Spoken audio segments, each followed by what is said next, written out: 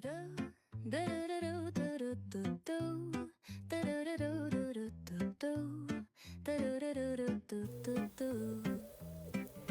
sun is shining bright like a colorful aurora. It paints the world in hues of orange and white and more. Bonjour, donc on se retrouve aujourd'hui pour le 3e épisode du podcast. Ça fait un moment qu'on ne s'est pas vu. J'avais fait un petit épisode hors série sur les idées reçues. Et puis après, l'été s'est un peu enchaîné. C'est un été un peu intense, mais je pense comme pour pas mal d'entre vous, la chaleur a fait son apparition dans le quotidien de la plupart d'entre nous. Et au niveau, à l'échelle d'un atelier de teinture, c'est vrai que ça complique un peu les choses parce que ça empêche quand même beaucoup de travailler à l'atelier, donc de teindre et de suivre un peu le programme que je m'étais donné pour l'été. L'été qui est une période où je travaille énormément à l'atelier parce que les températures sont plus agréables qu'en plein hiver et surtout les laines sèchent beaucoup plus rapidement, ce qui est un peu notre objectif en teinture, de réussir à faire sécher les laines rapidement et de manière super fiable. Donc là l'été a commencé trop bien, c'est-à-dire que je pouvais bosser à l'atelier, c'était génial, il faisait beau, il faisait chaud, les écheveaux de laine séchaient quasiment en une journée. Bon, après, ça s'est un chouïa dégradé quand les températures sont mises à vraiment grimper. Et là, c'était plus possible de bosser à l'atelier de manière raisonnable, en fait, en journée, complètement impossible. Donc ça, je vous présenterai un peu la réalité du travail d'atelier, le fait de devoir s'adapter parfois à des conditions météo qu'on ne peut pas anticiper, qu'on ne peut pas modifier, parce qu'un atelier de teinture, c'est aménageable, mais dans la limite de beaucoup de choses. Donc voilà, je vous présenterai un peu cette réalité du travail d'atelier, puisque ça veut dire aussi sur des échéances ou des choses que j'avais pu programmer sans la chaleur.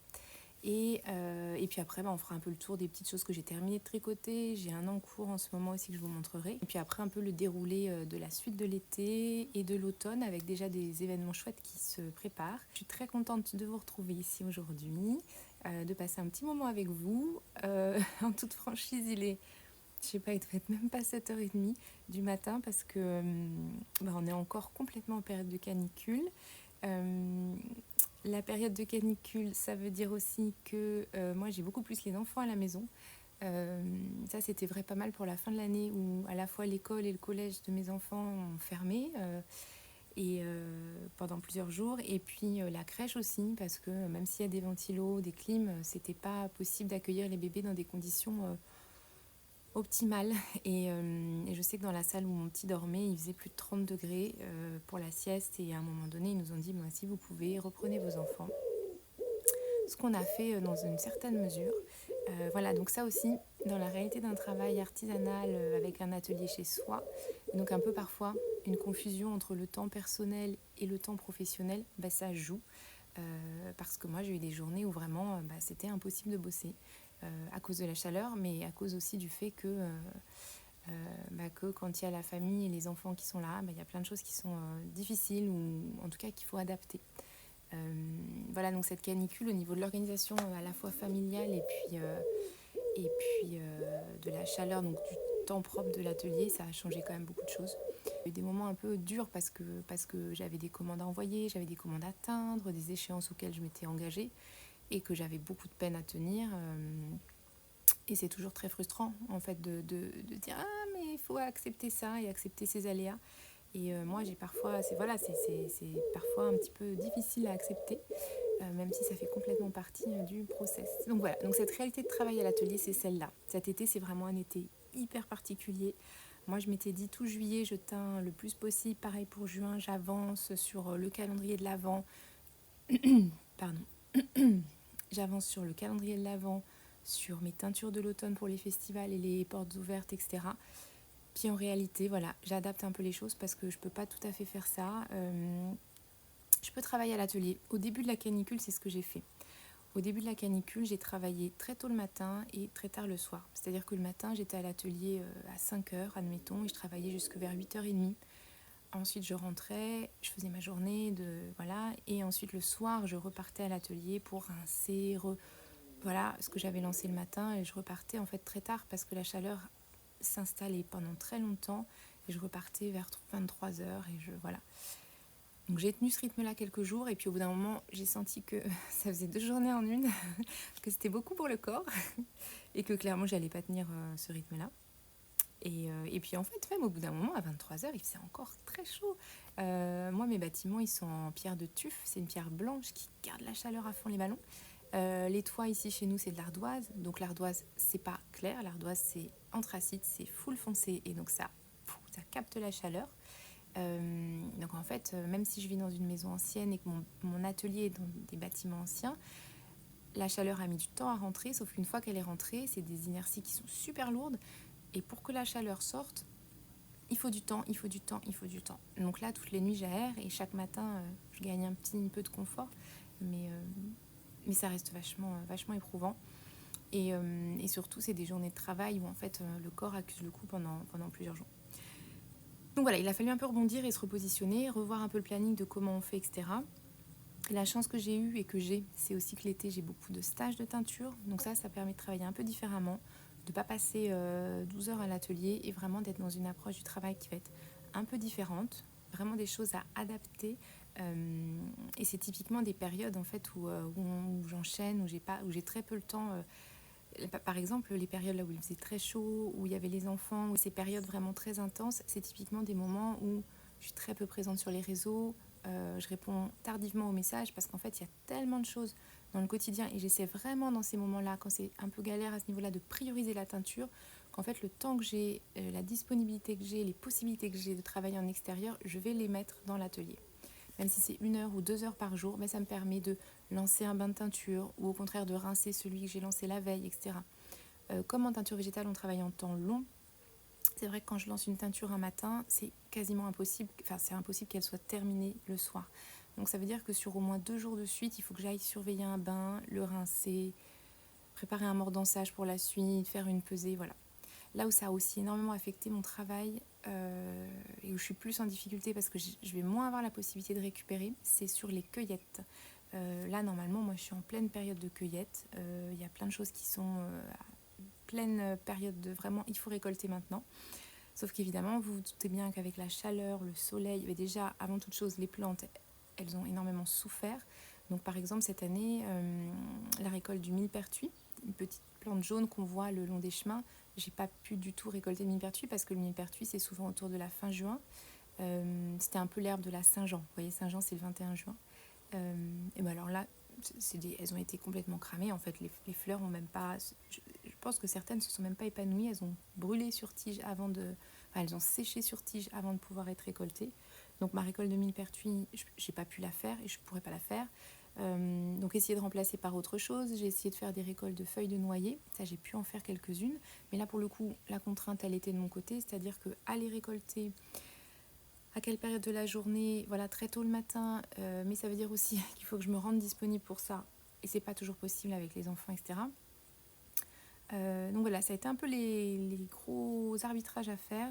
Feuilles de noyer, j'en ai quand même récolté.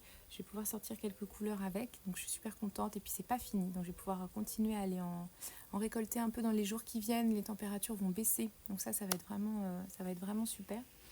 Mais voilà, en tout cas, au niveau de certaines cueillettes, j'ai vraiment été en difficulté de pouvoir aller récolter comme d'habitude, faire les couleurs prévues que je fais à cette saison-là. Ça a été assez contraignant et c'est un impact que j'ai sur mon travail. Je crois que c'est vraiment la deuxième année où je suis très très gênée, à la fois dans le travail de teinture et puis surtout dans le travail de récolte, de cueillette, de lien avec la nature dans les couleurs végétales. C'est-à-dire que moi, ça me questionne énormément. Voilà, c'est des choses qui peuvent un peu, pas me bouleverser, mais profondément venir me questionner, remettre en cause certains fondements de mon approche de la teinture. Voilà, donc j'espère avoir un automne plus serein et plus doux au niveau du climat et du rapport à ça, parce que c'est vrai que sinon c'est assez questionnant de ce point de vue-là. Bon, la très très bonne nouvelle, c'est que j'ai quand même réussi à atteindre pour le calendrier de l'Avent. J'avais pris le plus d'avance possible, j'avais mes laines en stock, enfin tout ça c'était un peu calé, très organisé. C'est une grosse logistique le calendrier de l'Avent, donc c'est pas tellement possible d'improviser. Enfin bon, peut-être que certaines peuvent le faire, moi j'arrive pas, mais en tout cas j'improvise pas trop sur ce projet-là parce que j'ai vraiment besoin de sentir que je serai pas en retard parce qu'il y a aussi une question d'échéance de délai. Donc vraiment bien le préparer en avance. J'ai teint pour une des pochettes, donc le calendrier d'avance, je vous en avais déjà parlé, ce sera 4 pochettes, une par semaine. Il y a une des pochettes pour laquelle la teinture est terminée et le patron est en cours de réalisation. La deuxième, le patron, pareil, laine prête, patron en cours chez la designeuse. Donc la première, je pense, c'est à Mylène de Folie Ordinaire qui fera un des patrons. La deuxième, c'est Laura de Petite Biche Rose qui fera le deuxième patron. Le troisième patron est aussi en cours chez une troisième designeuse qui est Océane LM. Donc elle aussi, elle a la laine. Alors j'attends un peu ses directives au niveau coloris, parce que c'est ça que j'aime bien aussi dans les collaborations, c'est que c'est vraiment la rencontre entre une laine, des couleurs et un univers d'un créateur ou d'une créatrice. Donc Océane, elle fait de l'échantillonnage sur pas mal de coloris. Elle crée le design qu'elle crée, vous verrez si vous avez le calendrier de l'Avent, il mêle plusieurs couleurs, ce qui est super intéressant.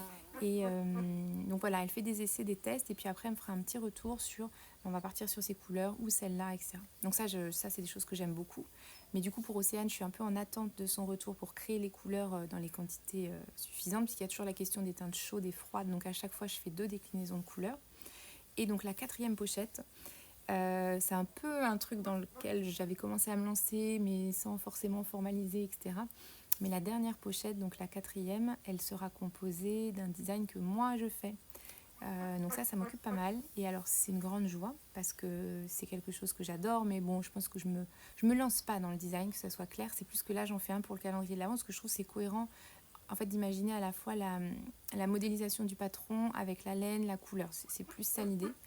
Donc voilà, donc là, moi, je suis en train de créer ce design qui va être testé notamment par Candy, qui est une tricoteuse amie depuis longtemps et qui accepte de m'accompagner un peu dans ce process.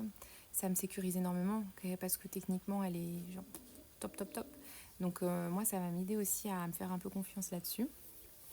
Donc voilà, c'est c'est le patron de la quatrième pochette qui, elle, comportera 2 écheveaux d'une laine très chouette. Et donc là, pour cette quatrième pochette où il y a vraiment 2 écheveaux, donc un peu plus de volume à teindre, là, j'ai déjà bien avancé aussi. J'ai teint quasiment toutes les laines pour les teintes chaudes, et les teintes froides vont être mises en teinture cette semaine. Donc voilà, j'ai bon espoir qu'à la fin du mois de juillet, j'ai fait quasiment 3 des pochettes sur les 4 au niveau de la teinture de laine. Après, il y a tout le travail de recherche, test, échantillonnage pour tous les produits que j'associe dans la box, que ce soit des choses qu'on mange, des accessoires tricot. Les accessoires tricot, la grosse difficulté, pour moi, c'est que je veux vraiment pas des choses qui soient en plastique, qui viennent forcément de très loin, qui soient pas sourçables. J'essaie vraiment de trouver soit des choses que je fabrique ou que je fais fabriquer par des artisans que je connais. Donc c'est toujours long. Voilà, donc ça, c'est ce temps-là, il est hyper long en fait de trouver des accessoires soit avec du bois, soit avec des pierres. Mais voilà, essayer vraiment d'éviter tout ce qui va être plastique, résine, etc. qui sont pas forcément des choses qui sont qui sont pas forcément alignées avec ce que je fais. Donc je trouve ça un peu dommage de mettre ces produits-là dans les box. Mais voilà, pareil, si c'est tout ce qui est alimentaire, ça va être bio ou en tout cas très très bon. Et pour ça, il faut tester. Mais il y a toutes ces choses-là à préparer, et ça, c'est une partie que j'adore faire aussi. Mais disons que je la fais correctement quand je la fais à tête reposée. Je sais que tout ce qui va être la partie laine, vraiment cœur de la box, c'est fait, c'est bien fait, c'est ok, il n'y a rien à reprendre. Alors quand ça c'est fait, moi je peux vraiment me consacrer à sourcer tout ce qu'il y a autour, prendre le temps, parce que c'est un temps, si je m'y mets en août, admettons, pour recevoir tous mes produits au plus tard, début octobre, bon, j'ai le temps de faire les choses comme il faut, de trouver vraiment les bons fournisseurs, les bons produits, de tester.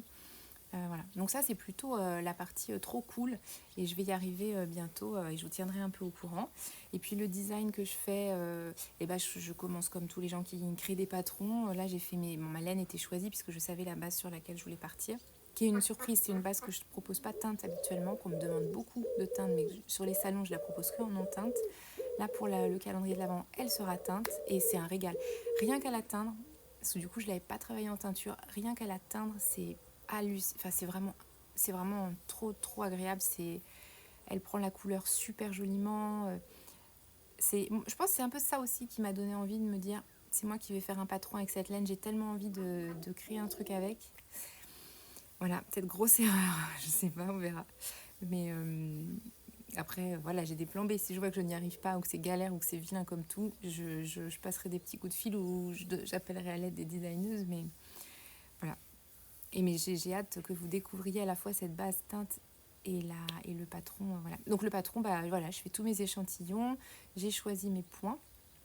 Je voulais quelque chose d'assez texturé, un fil qui est très souple, ce fil-là, qui contient pas mal d'alpaga et qui nécessite pour vraiment bien vivre et bien, voilà, un point qui le structure pas mal et qui le tient bien. Donc voilà, donc j'ai vraiment calé mes échantillons avec les points que je voulais utiliser, la grosseur d'aiguille aussi. Et donc ça, c'est lancé. Et maintenant, je suis vraiment sur le schéma, en fait, le croquis technique, je l'avais fait. C'était le premier truc sur lequel je suis partie. Je me suis dit, voilà, j'aimerais créer ce type de pièce. Je vous dis pas trop. Je vous dis, mais je vous dis pas. C'est super frustrant. Je peux pas vous montrer les schémas techniques. Mais quand ça sera sorti, je vous montrerai peut-être des images de ça. En tout cas, j'ai fait mon schéma technique avec tous mes repères de points, de sections, etc. Et puis, j'ai tricoté mes échantillons aussi pour bien vérifier. J'avais vraiment besoin de passer par l'échantillon. J'en ai fait énormément des échantillons avec plein de numéros d'aiguilles différentes. Parce que comme c'est un fil, c'est pas un mérinos 100%, voilà, c'est un fil un peu atypique au niveau tenue. Voilà, j'avais vraiment ce souhait qui se tienne bien. Et donc là, voilà, ça le numéro d'aiguille, les points, ils sont calés. Et maintenant, c'est vraiment la construction du modèle avec toutes les contraintes techniques associées. Mais c'est en bonne voie, j'ai bien avancé. Moi, je vais m'en tricoter un en le faisant. Je vais aussi envoyer à Candy pour qu'elle le tricote un peu en même temps que moi et qu'elle me fasse des retours. Comme ça, on va tout bien ajuster. Et je pense qu'en septembre, on aura calé ce modèle, il sera terminé. Ça me permettra aussi de faire des photos des modèles, parce que ça, c'est un truc qui est important avant de pouvoir vous préparer les livrets pour le calendrier de l'Avent. Donc voilà, donc je vous ai raconté plein de choses sur le calendrier de l'Avent. C'est quelque chose qui me tient à cœur, que j'aime beaucoup faire, et surtout le design, là, c'est un truc qui est complètement nouveau pour moi. J'avais fait un petit patron de béret et un petit patron d'un petit châle pour une box de Noël il y a peut-être 2-3 ans. Pareil, que j'avais énormément de plaisir à faire. Voilà, c'est un peu ça, c'était un peu les prémices de quelque chose qui se formalise aussi aujourd'hui. Voilà, donc vraiment la rencontre entre une laine un peu atypique, des couleurs que j'ai faites à l'atelier, puis en fait le travail de la matière m'a donné envie en travaillant la matière, en teinture, on la malaxe, on la touche, et on voit vraiment le tomber, le drapé, la souplesse, et rien que de la travailler comme ça, les contraintes techniques du fil, on les devine. Et c'est vraiment ce côté contrainte technique qui m'a donné envie de me dire, ah mais ce film, j'ai envie de l'emmener vers ça, j'ai envie qu'il devienne ça, j'ai envie de proposer ça. Donc voilà pour le petit grand point calendrier de l'Avent. Ça se termine bientôt la préparation, donc je vous en parlerai plus après. Je voulais prendre aussi un moment pour revenir sur les samples. J'ai fait un appel aux samples il y a quelques semaines sur Instagram, je crois. Et je voulais vraiment prendre le temps de remercier toutes les personnes qui m'ont écrit, qui m'ont proposé de tricoter pour moi. C'est quelque chose d'infiniment précieux. Sample, ça veut dire en gros échantillon en anglais. Et l'idée, c'est que des personnes tricotent pour une marque ou pour une personne. Et ça permet ensuite d'avoir des modèles tricotés qu'on peut... moi, en l'occurrence, la manière dont je m'en sers, c'est que sur les salons, ça me permet de pouvoir montrer des choses tricotées avec mes laines et qu'en fait, les personnes puissent se rendre compte du tombé, du drapé, de la tenue, de la texture d'une laine, ce qui est hyper difficile si on a juste les écheveaux devant soi ou même des petits échantillons de 10 sur 10 tricotés. Les samples, ils vont vraiment permettre aux tricoteurs et aux tricoteuses de se projeter sur un fil, de voir des modèles qui leur plaisent et de se dire bah tiens, j'ai envie de tricoter ça, j'ai envie de me lancer dans ça parce que c'est canon. De voir des couleurs tricotées, c'est pareil, les couleurs juste sur un écheveau, parfois c'est difficile de se dire bah, j'aime bien cette couleur ou je l'aime pas. Voilà, au moins quand c'est tricoté sur une pièce entière, on a des repères. Donc c'est hyper précieux pour les marques, je pense à la fois autant pour les designers que pour les teinturiers. Donc sur cet appel, j'ai eu énormément de réponses, j'ai eu des centaines de mises à disposition. J'ai du coup, une centaine quand on reçoit, c'est énorme. J'ai vraiment pris le temps de tout regarder. Alors j'ai pas fini de répondre. Vous voyez, ça fait plusieurs semaines et j'ai pas fini de répondre encore à toutes les personnes qui se sont portées volontaires. Voilà, donc c'est vraiment un processus long après. Moi, je vous propose un modèle avec une laine et en fait, en retour, la plupart du temps, moi, je vous propose de la laine. Enfin, je vous offre la quantité de laine que vous tricotez pour moi. C'est un peu l'idée, c'est un peu la manière dont on fonctionne en sample. Si ça vous convient, après, il y a plein d'autres manières de s'arranger selon ce que vous préférez. Moi, je suis très souple là-dessus. Mais en tout cas, un grand merci parce que je sais que c'est du temps. Le tricot, c'est toujours très long. Donc en fait, c'est un temps important que vous dédiez à ça et c'est super précieux. Et surtout, moi, sur mes stands, c'est vraiment, ça change tout d'avoir des samples à présenter. Et puis aussi, ce qui est chouette, c'est dans le lien par rapport à vous, quand parfois vous venez sur les salons.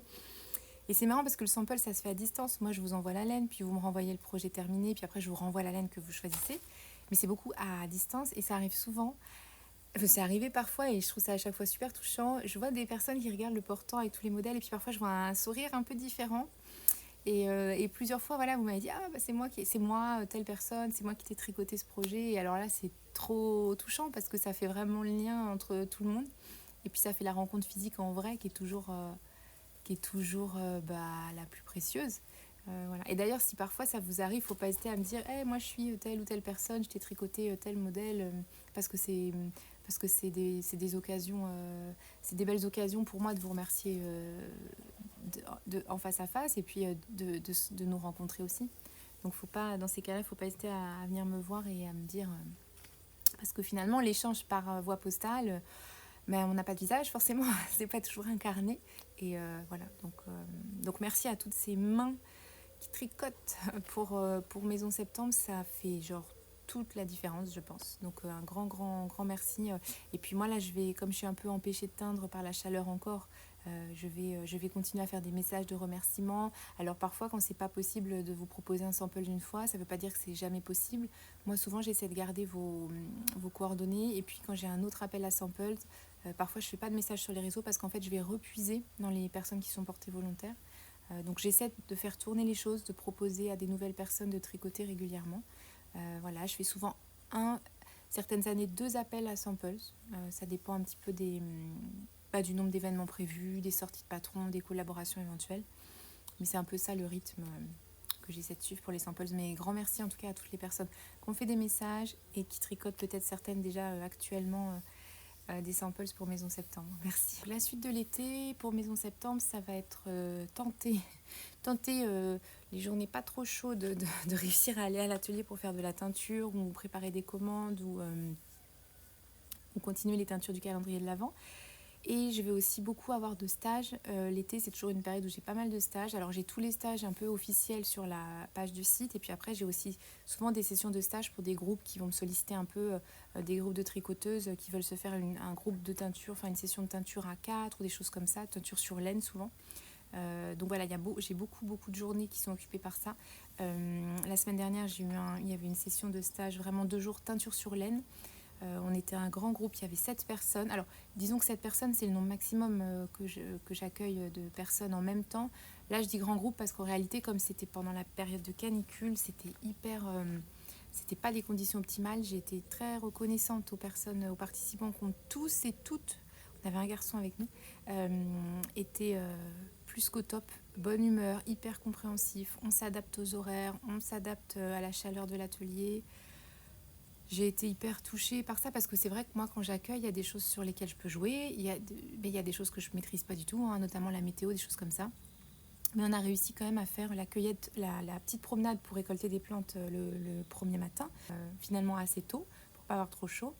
Donc on a pu à la fois teindre avec des plantes qu'on avait récoltées, des choses que moi j'ai en stock à l'atelier. Il y avait 7 personnes, donc 7 univers différents. Donc en fait, plein des chevaux de couleurs différentes, c'était trop bien. C'est un sacré jeu parce qu'il faut que 7 personnes mènent à bien leur projet de teinture. Pour chacune, il y a souvent plusieurs couleurs. Donc en fait, au niveau des cuves de teinture, des feux à utiliser, c'est vraiment un enchaînement un peu géométrique à avoir en tête. Mais toutes les personnes ont fait les couleurs qu'elles voulaient, magnifiques, toutes super réussies. Très variées. Donc ça, c'est trop bien parce que quand il y a un grand groupe, ça permet de voir plein de couleurs qu'on ne fait pas soi-même, mais qu'on voit faire par quelqu'un d'autre. Donc on suit quand même un peu le processus indirectement. Et c'était vraiment trop bien. La seule chose, c'est qu'effectivement, on n'a pas eu trop de temps, genre de tricot au jardin comme on fait souvent. Pendant que ça chauffe, on se pose, on tricote, on papote, on se prend un thé, voilà. Là, avec la chaleur, c'est vrai qu'on était plutôt un peu à l'intérieur à reposer nos corps pendant que ça cuisait. Donc ça, c'était le premier stage de juillet. Là, autour du 20, j'ai une retraite de teinture du 20 au 23 juillet. Donc pareil, avec un bon groupe. Et là, ça va être sur 4 jours. Donc les 2 premiers jours, on découvre la teinture végétale, on fait plein d'échantillons. 3e jour, on fait l'indigo. Toute une journée où on prépare les supports, on monte une cuve d'indigo, on voit comment on l'active, comment on l'entretient, comment on travaille dedans. Et le 4e jour, on fait tout ce qui est éco-print. Donc éco-print, c'est toutes les impressions végétales. Et ça occupe largement une journée. C'est même parfois un peu juste. Donc souvent, les personnes repartent avec plein de choses en tête qu'elles veulent continuer. C'est un peu le but, que ce que vous voyez à l'atelier, c'est un peu une prise de contact, un point de départ. Et puis après, l'idée, c'est d'emmener ça chez vous et de vous faire confiance pour continuer, refaire, voir qu'en fait, ça se fait facilement, qu'il n'y a pas forcément besoin de beaucoup d'ingrédients. Et donc voilà, donc le mois de juillet, j'aurai encore cette session, et puis après en août, et puis après en septembre, et puis après en octobre. Enfin voilà, c'est vraiment des rendez-vous réguliers que moi j'aime beaucoup aussi parce que ça me permet d'accueillir à l'atelier. C'est un peu toujours la même chose, le travail d'atelier, ça peut être un travail super solitaire. Je bosse avec ma radio et mes podcasts en gros dans la journée. J'aime bien, j'adore cette solitude, elle est hyper indispensable pour moi. Mais voilà, j'ai aussi besoin de me nourrir d'autres choses. Donc il y a les salons, mais les salons c'est en fait un shoot tellement fort d'adrénaline que c'est à fond en peu de temps. Donc c'est bien, mais ça nourrit d'une certaine manière. Et puis c'est pour ça que les stages c'est plus lent, on a le temps d'être en contact, d'échanger. Et ça c'est des choses moi qui me... Je vous transmets des trucs, mais en fait il n'y a pas que ça. Moi je reçois beaucoup aussi de votre part. Ça c'est toujours ce double échange dans la transmission qui est en fait vachement intéressant et qui est hyper appréciable du point de vue de la personne qui transmet aussi. Je vais aussi être en vacances en gros les 3 premières semaines d'août. Je vais m'arrêter de travailler. Je mettrai, je pense, un petit message pour les commandes. En gros, s'il y a des commandes, elles peuvent être passées on va dire jusqu'au 24 juillet. Jusqu'au 24 juillet. Et puis après, voilà, j'aurai plus forcément le temps de les préparer à temps. Donc jusqu'au 24 juillet, on peut commander. Et là, ce à quoi je vais m'atteler aussi pour la suite de l'été, j'ai commencé à le faire. Mais j'ai pas terminé, je le fais étape par étape parce que c'est un gros boulot. C'est qu'en fait, je propose aussi des laines à la vente qui sont pas des laines de Maison Septembre, qui sont des laines d'autres marques. Je les sélectionne toujours avec un label, elles sont GOTS en général. C'est un chouette label GOTS pour garantir à la fois les fils et les colorants qu'on met dessus. Donc j'ai plusieurs marques et gammes à mettre en ligne. Donc je l'ai fait pour certaines déjà. Qu'est-ce que j'ai fait? J'ai fait pour la Alba. La Alba, c'est un coton mercerisé de Bességarn. C'est ça. C'est des petites pelotes de 50 grammes de coton. J'ai tricoté mon top avec ça. Je vous redirai ce que c'est comme top, qui est trop trop bien. Et je l'ai fait en coton, le top. Je crois que le patron était en laine, mais en fait pour l'été, quand j'ai commencé à tricoter, il faisait déjà très chaud. Je me suis dit coton et ça marche super bien. Donc j'ai toutes les Alba. Donc Alba Bességarn, moi c'est une gamme pendant longtemps. J'étais pas fâchée avec, mais en fait c'était des couleurs qui étaient assez en coton. C'est pas toujours facile de trouver des gammes de couleurs qui soient un peu organiques, un peu harmonieuses, un peu jolies. Et là, Alba, ils ont fait des trucs vraiment cool. Je trouve qu'ils ont une gamme ils ont développé, ils ont clairement travaillé sur leurs coloris. Vous voyez là, j'en ai que quelques-uns, mais je sais pas, je dois avoir une vingtaine de coloris en ligne. Ils ont vraiment développé une gamme de coloris qui est beaucoup plus harmonieuse, avec des demi-teintes. Vraiment des teintes qui sont pas trop fortes, qui sont tout à fait... moi, je trouve qu'ils s'harmonisent pas mal avec des choses que je peux faire en teinture végétale. Et j'ai aussi celui-là. C'est marrant, lui, il me fait vraiment penser à mon coloris Primavera. C'est un joli vert jaune. On a toujours des mots différents pour les qualifier. Mais ça, j'aime beaucoup cette gamme-là. Donc j'ai mis en ligne, je vais vous montrer un peu en gros j'ai 4-5 gammes que j'ai mis en ligne. Et ça en fait ça occupe pas mal de temps parce que il faut prendre, moi je reprends toujours en photo les laines, j'utilise pas les photos que les marques fournissent parce que je trouve que c'est pas forcément toujours fiable. Donc c'est reprendre en photo toutes les laines, ensuite faire toutes les fiches produits, mettre en ligne, ajuster les quantités, l'inventaire, faire un descriptif. Ce que j'aime bien aussi moi sur les pages descriptives, parce que je suis tricoteuse et que je prends plaisir à le faire, c'est essayer toujours de mettre un petit lien vers au moins un ou deux patrons, voire un peu plus, qu'on peut faire avec le fil. Je mets souvent des liens vers Ravelry. Et comme ça permet aussi de se projeter davantage parce que je trouve que c'est pareil, juste un fil ou un écheveau, bon, on voit les couleurs, on voit la compo, ok, oui, non. Mais c'est super dur de se projeter et je trouve que le fait d'associer un patron ou deux, ça permet d'aller voir, de voir quel est le rendu, comment la laine, comment le fil vit, le type de projet qu'on peut faire avec. Et c'est toujours assez inspirant. Moi, je fonctionne toujours beaucoup comme ça. Et je me suis dit, pourquoi pas faire ce lien. Donc voilà, trouver des patrons qui sont chouettes avec les fils proposés. Et ça prend pas mal de temps à faire aussi. Donc je pense que sur la fin de mon été, si j'arrive à faire tout ça, je serai bien contente. Le deuxième fil que j'ai mis en ligne, ça c'est déjà fait aussi, c'est un fil, je sais pas si vous connaissez, c'est aussi la marque Bességarn, c'est le BioBalance, comme ça. BioBalance, c'est un mélange de coton et de laine. C'est aussi pour ça que c'est un fil qui est vraiment chouette en mi-saison. Qui est labellisé GOTS. C'est ce petit label-là, GOTS. Vous l'avez peut-être déjà vu. C'est vraiment un critère de qualité fil et fibre, GOTS. Et tout est réalisé en Turquie. Donc, alors, la Turquie, c'est pas la France, mais à l'échelle de l'industrie textile, la Turquie, c'est juste à côté.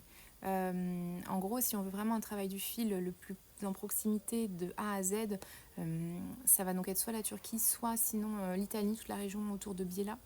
Voilà. Et là, comme il y a du coton, c'est vrai que c'est un savoir-faire qu'on va plus réaliser en Turquie. Les couleurs, il y en a énormément. Je ne vais pas tous vous les montrer, mais parce que pareil, il y en a plein sur le site. Mais c'est aussi une gamme de laine. Clairement, ils ont retravaillé sur l'échelle des couleurs. Parce que vous voyez, par exemple, ça, en fait, ça fonctionne super bien.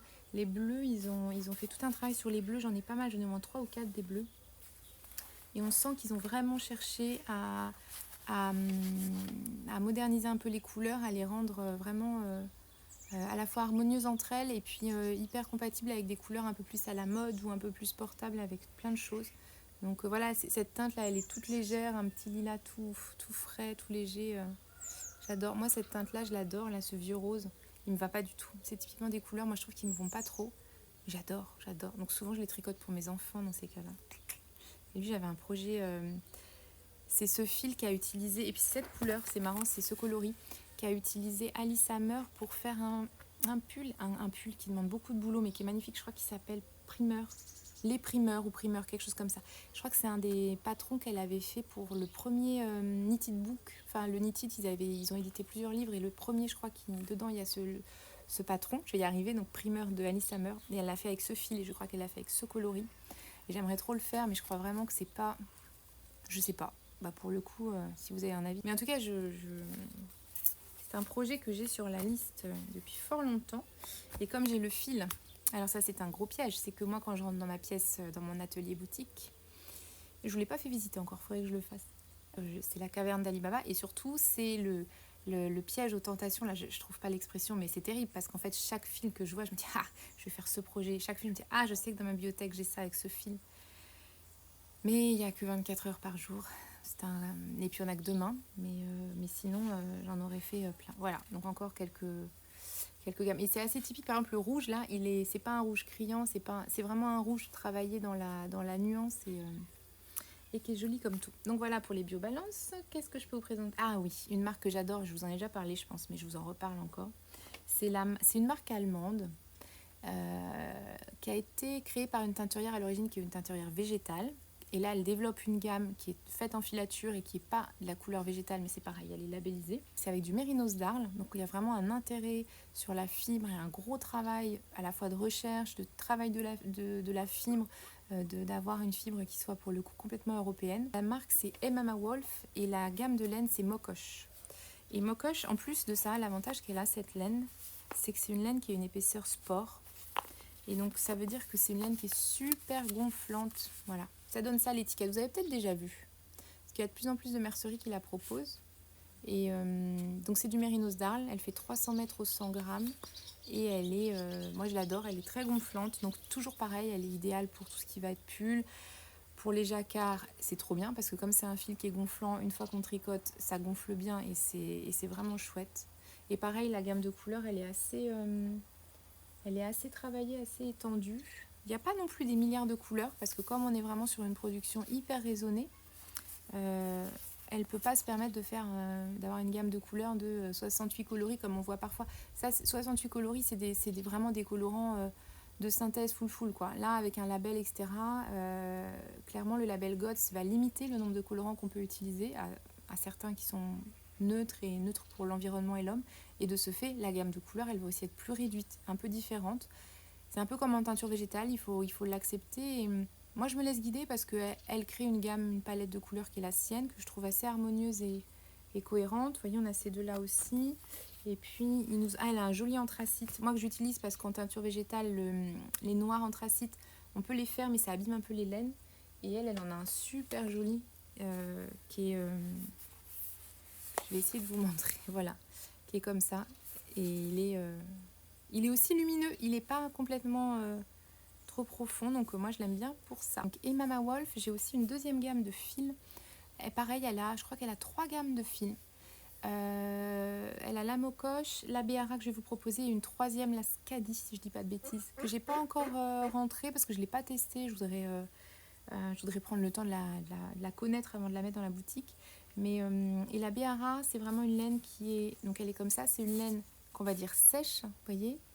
C'est une laine cardée, donc elle est vraiment hyper gonflante, hyper duveteuse. Et c'est un mélange de laine d'Irlande et d'alpaga. Il y a 30% d'alpaga et sinon 70% de laine. Ce qui fait que c'est un fil qui va être sec au toucher, donc un peu qui peut gratter selon certaines personnes et selon les sensibilités. Mais comme il y a 30% d'alpaga, ça en fait en réalité une fibre qui va considérablement... on entend le canard qui va considérablement s'assouplir et s'adoucir en mettant en pelote et en tricotant. Donc la Béara, c'est pareil, il y a toute une gamme de couleurs qui est travaillée. C'est une gamme qui est super douce, très légèrement chinée, comme il y a un mélange de matière.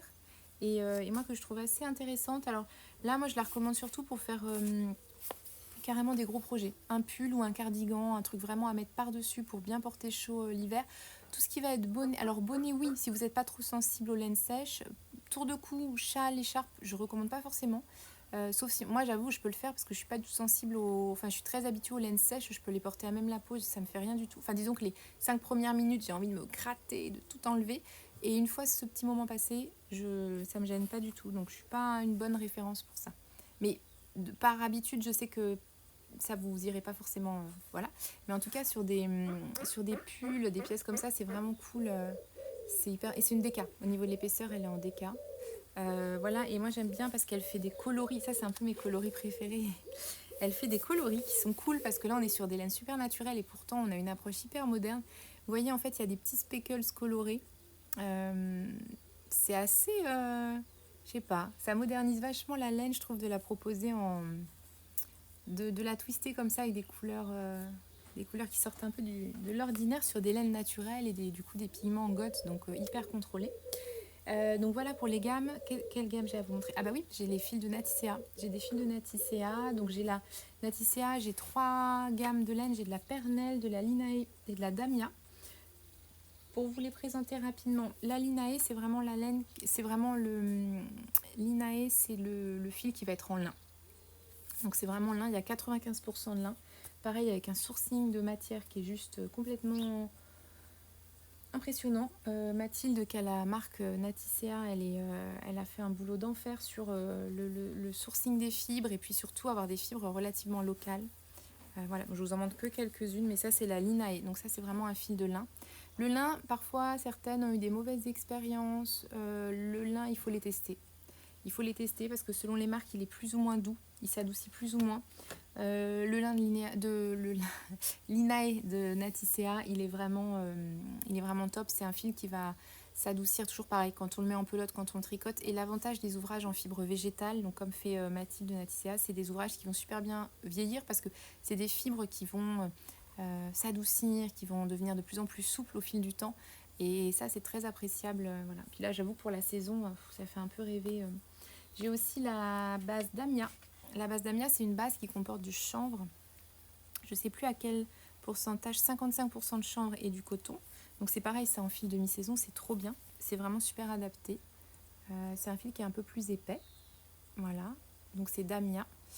Qui est aussi une gamme super intéressante avec un chanvre sourcé top qualité. La dernière base de Naticea que j'ai, c'est Pernelle, cette base-là. Vous la connaissez peut-être davantage parce qu'il y a pas mal de designers qui ont fait des projets avec. Ces derniers temps, moi, j'ai vu pas mal passer. Je sais qu'il y a des designs de shorts avec Pernelle. Il y a le sac à projet que vous connaissez tous. Hop, moi, le mien, il est comme ça. Enfin, j'en ai un comme ça qui a été fait. C'est un cadeau de Valérie, une copine tricoteuse. Le sac à projet, il y a un modèle qui existe pour faire le faire en Pernelle. Je crois qu'Atelier Émilie, dans le bouquin qu'elle a sorti récemment, il y a un modèle en Pernelle, il me semble. Donc voilà, et le Pernelle, c'est un fil de chanvre. Là, on est totalement chanvre, mais c'est un chanvre qui est en fait assez lustré, assez brillant. Je ne sais pas si on voit bien. Ça, c'est une super couleur. On est vraiment entre l'anthracite, graphite et tout, c'est vraiment trop canon.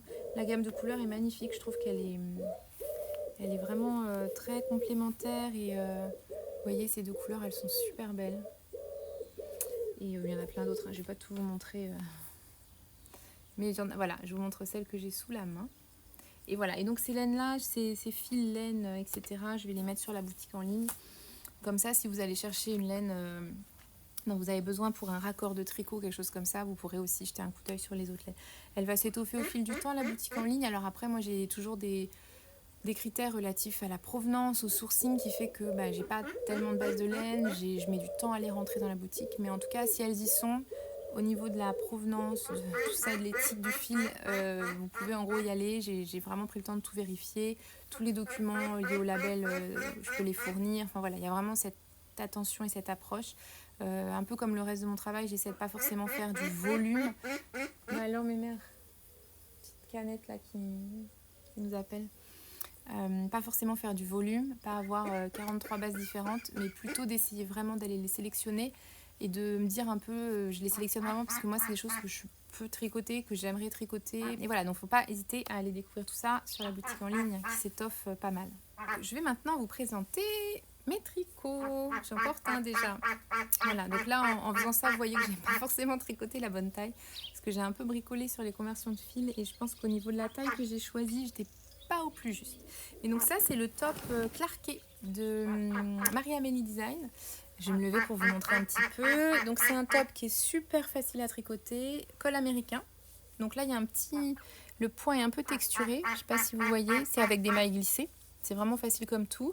Et là, l'autre petit point, c'est que à ce niveau-là, pareil, le point en fait, on le garde depuis là et puis on va le décliner tout le long de cette partie-là. Donc là, vous voyez, clairement au niveau de...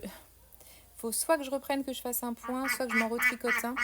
Mais voilà, et puis pareil au bas, normalement le bas il se finit pas comme ça. Il se resserre et il y a tout un nœud tricoté. Alors moi je l'ai pas fait comme ça parce que je sais que j'aime bien porter mes tops à l'intérieur. Bah alors, désolée, il y a le bruit de la canette là qui est...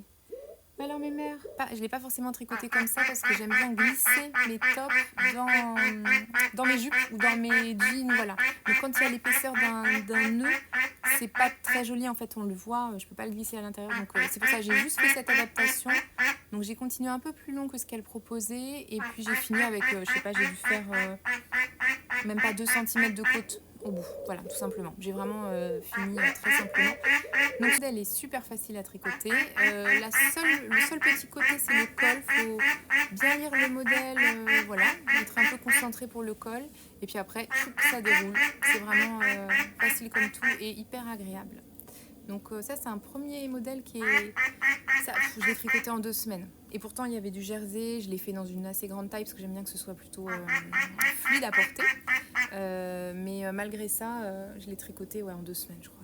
À fond les ballons. Et j'ai utilisé 3 ou 4 pelotes de Alba. Donc ça fait, j'ai dû utiliser à peine 200 grammes de fil. Donc un petit projet qui passe vite.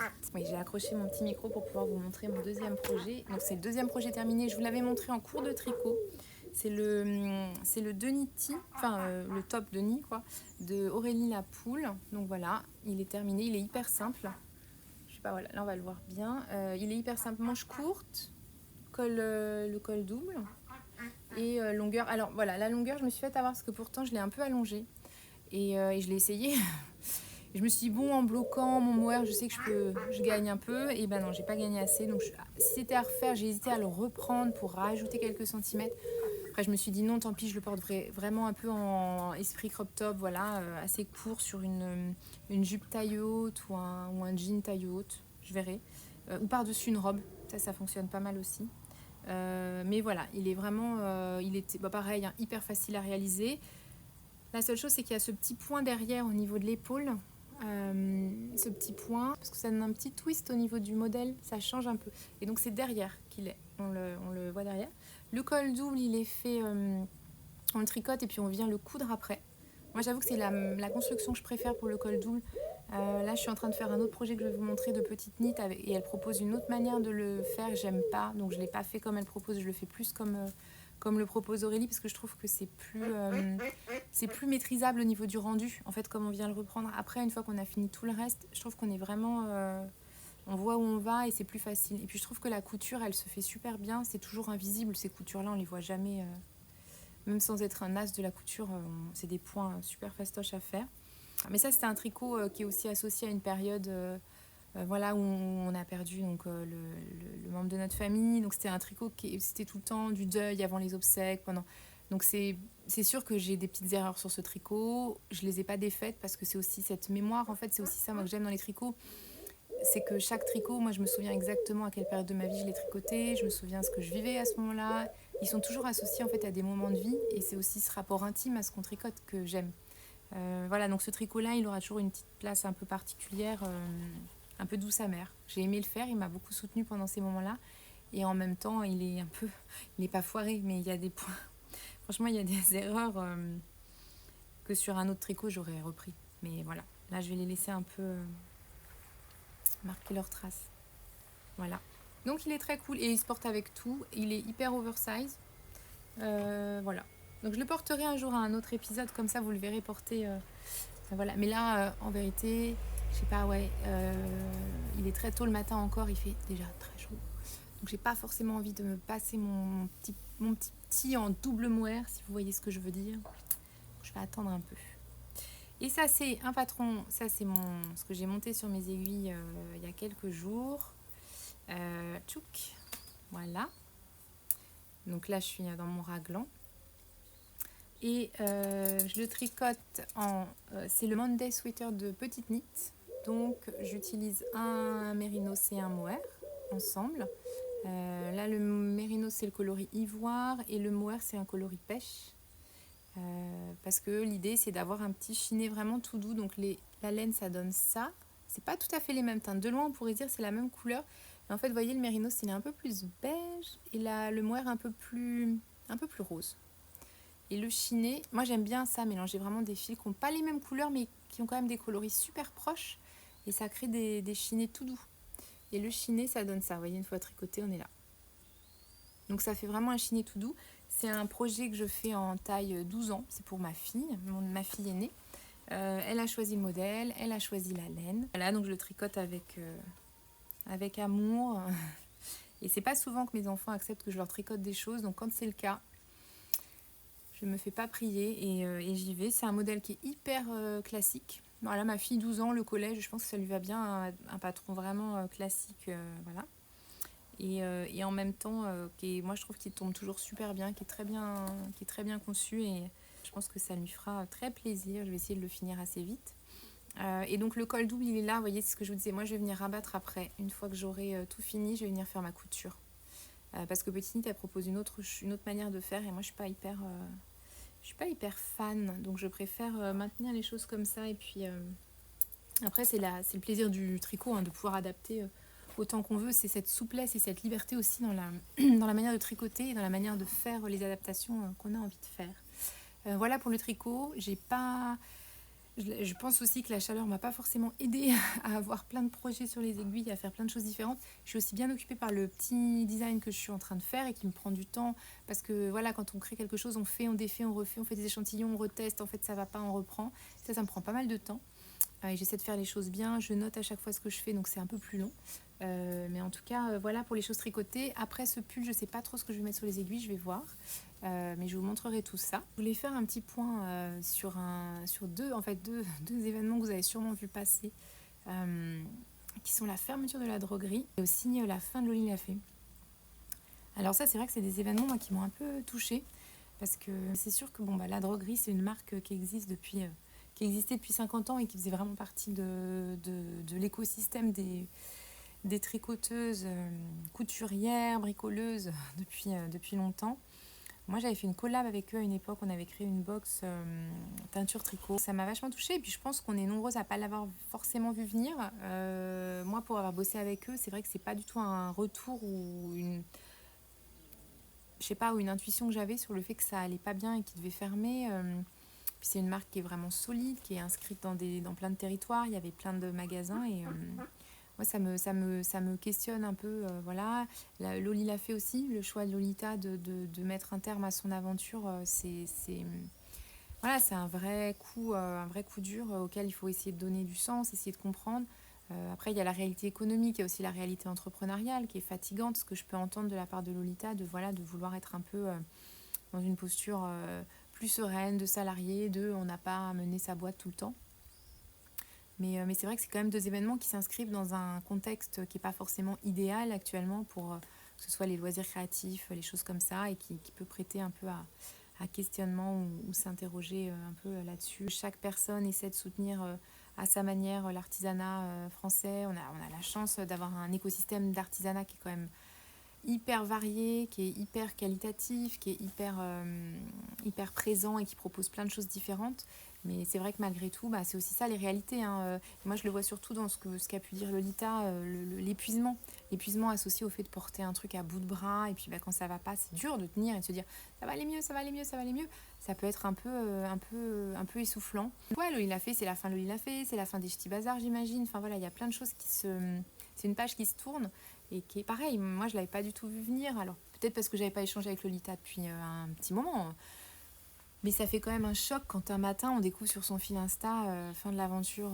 Voilà, c'est terrible. Ça m'avait fait un peu le même effet avec Cécile de la Féfile qui avait fait le choix d'arrêter pour aller vers une autre aventure, vers un autre projet pro. Mais c'est des choses pour le coup dont Cécile pouvait parler. Moi, je sais qu'elle m'en avait parlé de son souhait peut-être de passer à autre chose, de faire évoluer sa vie pro depuis un moment. Parce que je pense qu'en effet, avoir sa boîte, il y a le côté hyper excitant, hyper stimulant, c'est-à-dire qu'on fait ce qu'on veut quand on veut, on bosse sur les projets qu'on veut, on fait ce qu'on veut et ce qu'on veut pas faire, on le fait pas. Quoique non, parce que tout ce qui est compta, etc., il faut le faire. Mais bon, au niveau des projets vraiment du cœur de métier. Mais il y a aussi tous les à côté qui sont, en fait, on tient à bout de bras une structure tout seul, on prend toutes les décisions, on fait tous les arbitrages.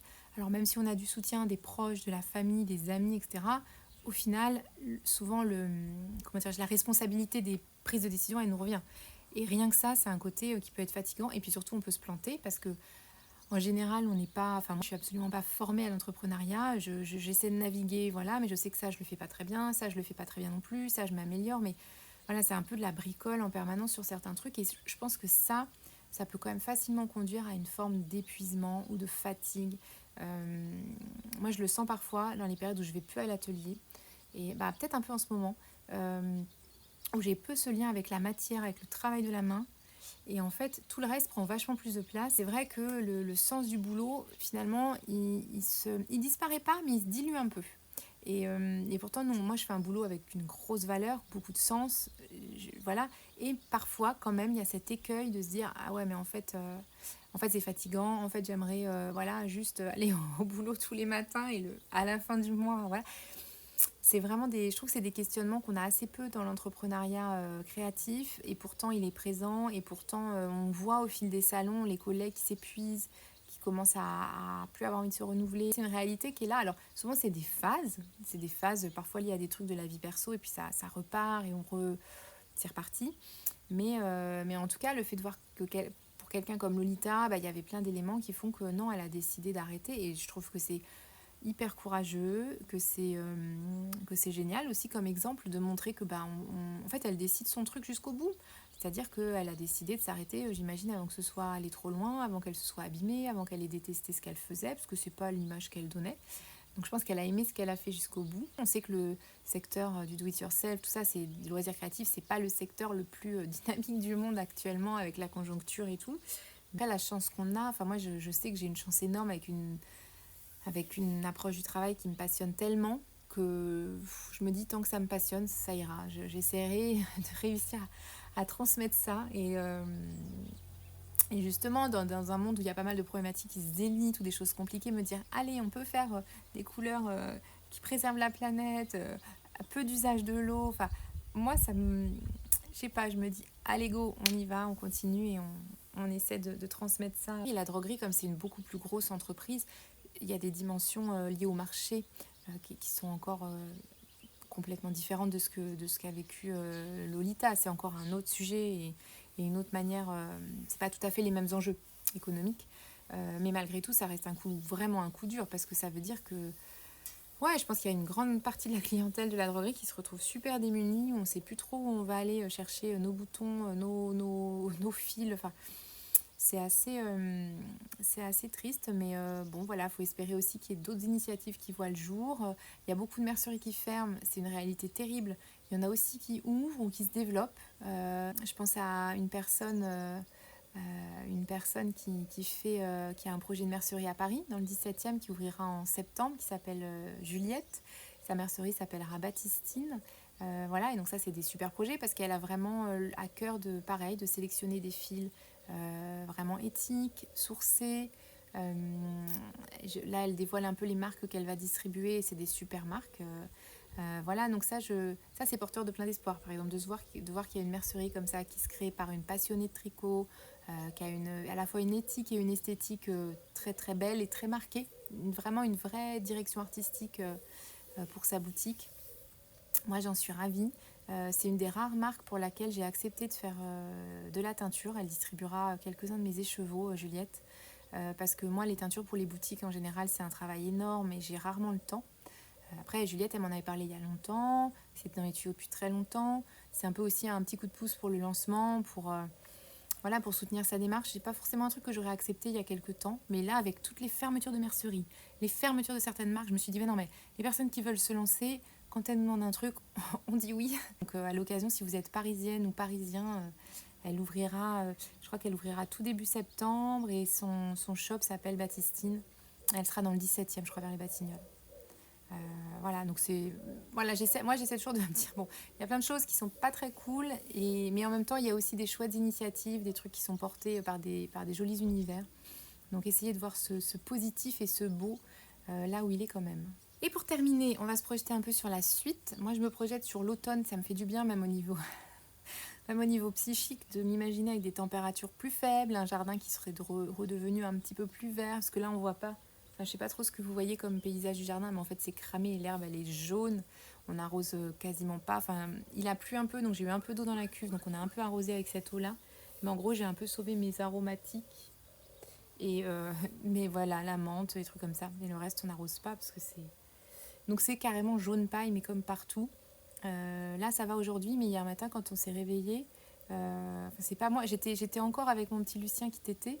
Et j'ai entendu mon épouse qui est sortie dehors et qui m'a dit, mais Dorian, ça sent le feu, ça sent le feu. Je sais que c'est un peu une peur qu'elle a, l'incendie.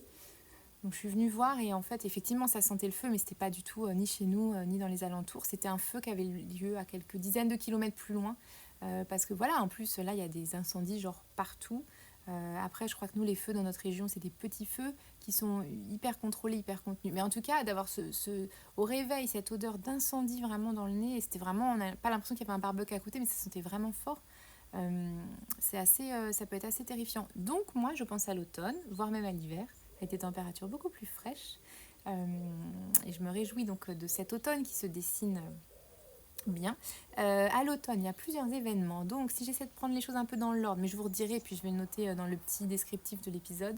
L'automne va commencer mi-septembre pour moi, donc un peu avant la date officielle. Je crois que c'est le 12 et le 13. Il y a un festival de laine à Amiens qui s'appelle Charlemagne. Je crois que c'est la 2e ou 3e édition. Et cette année, j'ai la chance de pouvoir y participer. Donc, je suis ravie. Je suis ravie parce que l'ambiance a l'air au top. C'est un festival auquel j'ai jamais participé, donc moi j'adore toujours découvrir les trucs pour la première fois. Donc voilà, rendez-vous à Amiens mi-septembre. Ensuite, juste après ça, je crois que je rentre le dimanche soir dans la nuit. Le lundi matin, j'ai un stage qui commence, stage de teinture de laine, du coup le 14-15 septembre. Un stage à l'atelier. Et ensuite, j'enchaîne fin septembre avec le festival Bière et Laine qui se situe à Nantes. C'est un petit festival vraiment taille humaine, ambiance hyper conviviale. Je l'avais fait, je l'avais plus fait et là j'ai la chance de pouvoir le refaire cette année, donc je suis ravie aussi parce que c'est pas loin et que traverser la France en voiture c'est un peu compliqué au niveau écologique pour moi. Donc le fait d'avoir des événements en proximité quand ils existent et que j'ai la chance de pouvoir y aller, je suis juste ravie. Et c'est le cas pour Nantes, donc je suis vraiment très contente. Donc il y aura cet événement-là fin septembre. Ensuite, tout début octobre, il y a les portes ouvertes. Du 2 au 4 octobre, il y a les portes ouvertes de l'atelier. Donc pareil, l'atelier sera ouvert avec toutes les laines, etc. dans la boutique, mes laines, les laines des autres marques. Peut-être que j'organiserai à nouveau un petit atelier de teinture de laine. Je verrai un peu le thème, enfin voir ce qui peut vous intéresser. Et fin octobre, il y a les journées de la laine à Felletin. Je crois que c'est du 23 au 25 octobre. Donc Felletin, c'est dans la Creuse et c'est vraiment un salon de créateurs. Il y a je sais pas combien d'exposants, c'est gratuit et c'est vraiment l'univers de la laine aux racines de la laine, quoi. Felletin, c'est vraiment avec Aubusson, voilà, c'est vraiment les berceaux historiques de la laine en France. Enfin, pas que, parce qu'il y en a aussi dans le Nord, en Normandie, mais En tout cas, c'est un des berceaux historiques de la laine en France. Moi, c'est là où se situent plusieurs de mes filatures. Donc, c'est un lieu de toute façon où j'aime aller pour ces raisons-là. Et puis aussi parce que l'ambiance est géniale. C'est vraiment une ville qui tourne au rythme de la laine pendant 3 jours. Une ambiance vraiment de... Souvent, les experts de la laine, les grands connaisseurs de la laine, vraiment laine fibre, c'est à Felletin que ça se passe parce que c'est là qu'on trouve les fournisseurs les plus pointus au niveau de la laine, les plus connaisseurs. C'est très varié, il y a de la laine, du feutre, enfin il y a plein de choses différentes. C'est vraiment un événement. Si vous y êtes jamais allé, moi franchement, allez-y un jour, peut-être pas cette année, mais ça c'est un truc à vous caler au planning à l'automne parce que avec un peu de chance, ça tombe en plus à la période où la Creuse, il y a beaucoup de nature. Les arbres sont orangés, flamboyants, donc c'est juste magnifique. Il peut faire froid, il peut faire chaud, ça dépend. Moi j'ai connu des felletins où il y avait de la neige, j'ai connu d'autres années des felletins où on mourait de chaud, c'était horrible. Donc c'est très variable. Mais en tout cas, parfois, il y a ces fameux feuillages flamboyants, c'est juste sublime. Il y a plein de visites associées. On peut visiter les filatures, on peut visiter les ateliers de tapisserie. Souvent, il y a un atelier de teinture qui est ouvert également. On peut aller faire la cité de la tapisserie à Aubusson en même temps. Franchement, il y a plein de choses trop, trop bien à faire. Après, si vous voulez y aller, le seul petit conseil que je peux vous donner, il y en a deux, à vrai dire. Parce que ça doit faire, je sais pas loin de 10 ans que je vais à Felletin, 7 ans, 8 ans. Trouvez-vous un hébergement, genre là si vous décidez d'y aller, demain vous réserverez un hébergement. Parce qu'il y a peu d'hébergements à Felletin et Aubusson, c'est pas des zones super touristiques, donc en fait les journées de la laine ça draine quand même. Je crois que le salon de créateurs, il y a plus de 20 000 visiteurs, c'est énorme. Donc ça, alors il y a beaucoup de gens du coin qui viennent, mais pas que. Donc ça draine énormément de personnes et la question de l'hébergement c'est toujours un point super compliqué.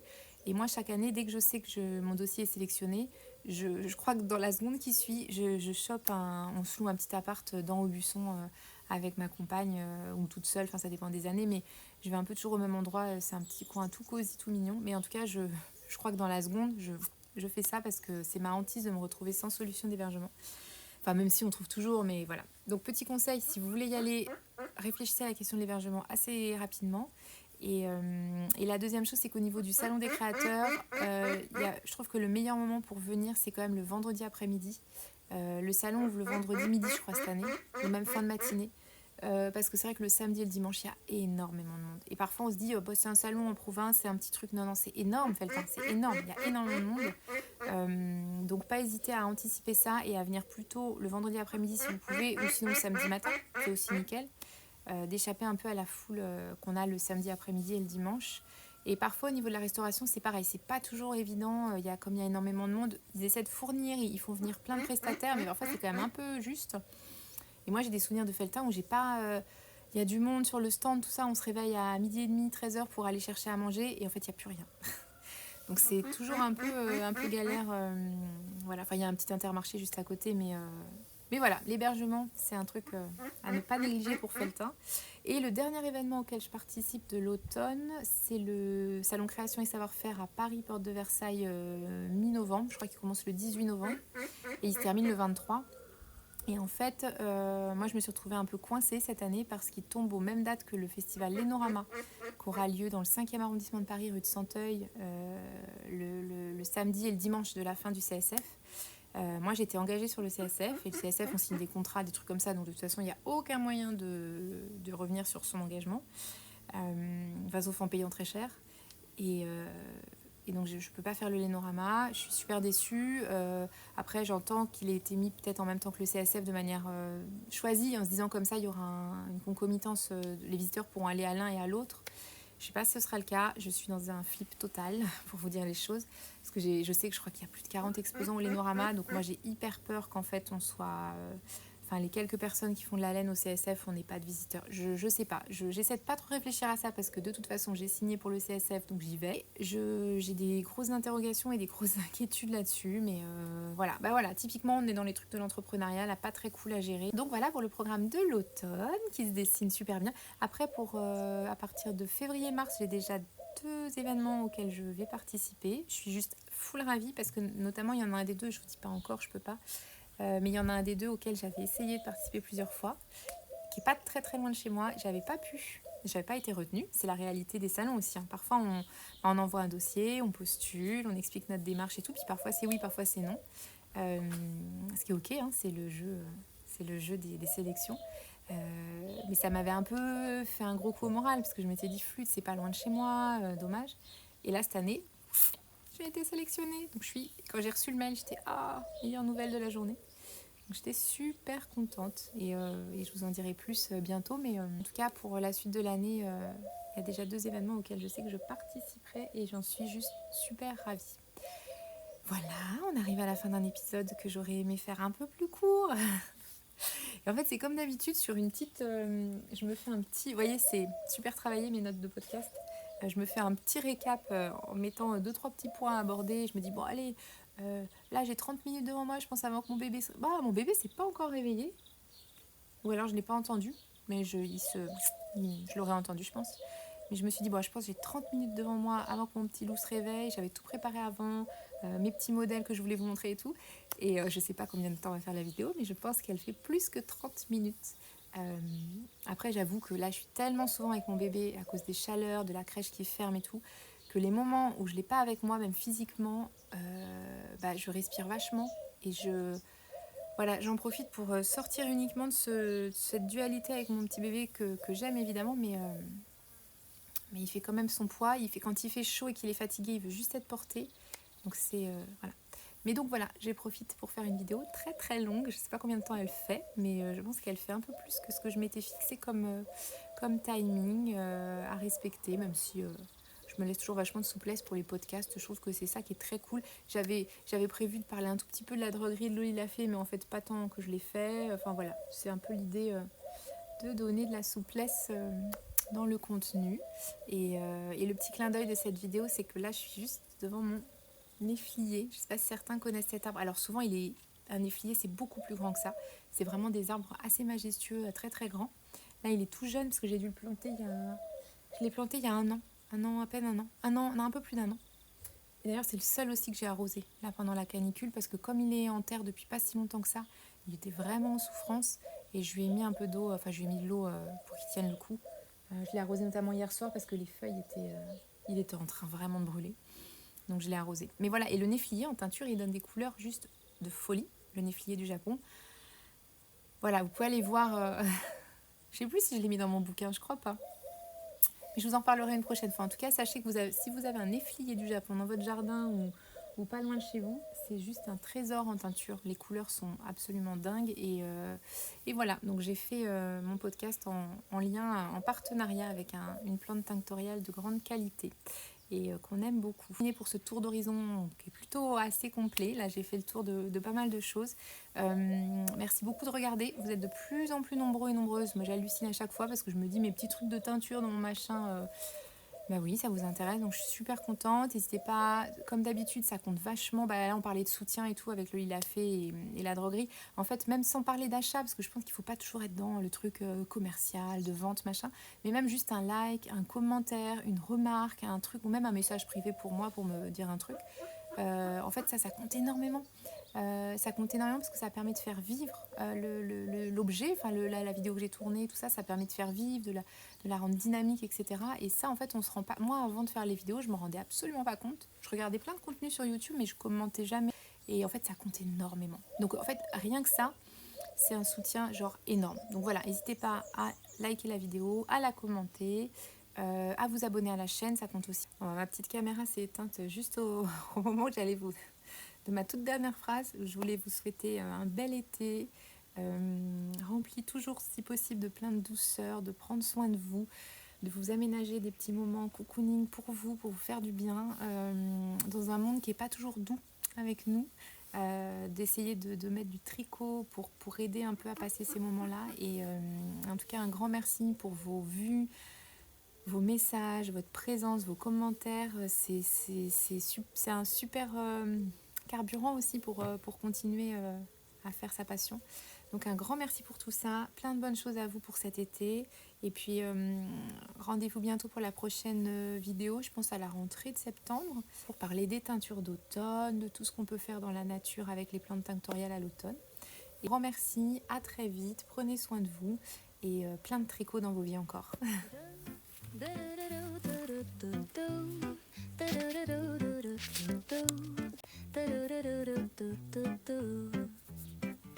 The sun is shining bright like a